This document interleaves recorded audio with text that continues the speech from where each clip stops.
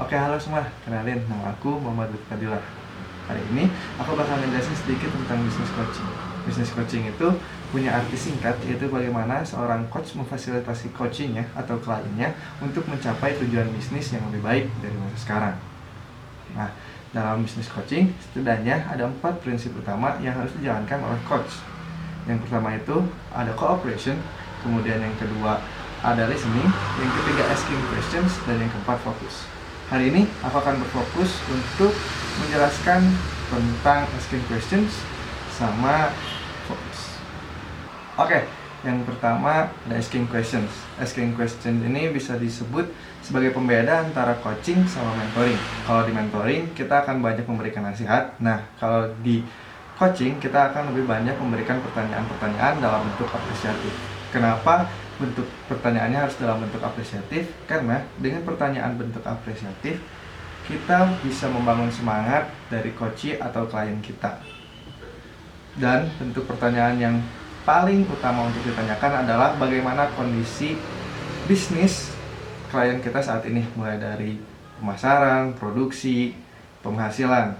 Nah, pertanyaan keduanya adalah kondisi apa yang diinginkan oleh klien kita di masa depan. Ingat, tugas utama dalam coaching itu adalah untuk menjembatani dari kondisi saat ini ke kondisi yang diinginkan klien di masa depan. Selanjutnya kita akan membahas tentang fokus. Oke, penjelasan tentang fokus ini cukup simpel karena dalam coaching fokus yang harus kita fokuskan itu bukan pada permasalahan melainkan pada tujuan. Setelah kita bertanya kondisi yang diinginkan dari klien, maka kita harus bisa membuat fokus untuk mencapai tujuan tersebut melalui pembentukan visi misi bersama dengan klien kita.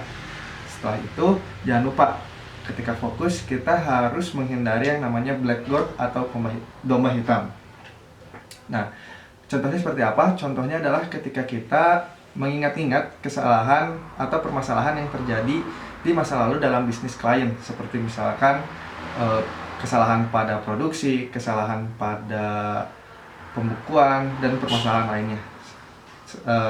Sehingga kita harus fokus dari masalah tersebut menuju ke penyempurnaan, perbaikan, dan kemajuan agar mencapai tujuan yang diinginkan oleh para klien.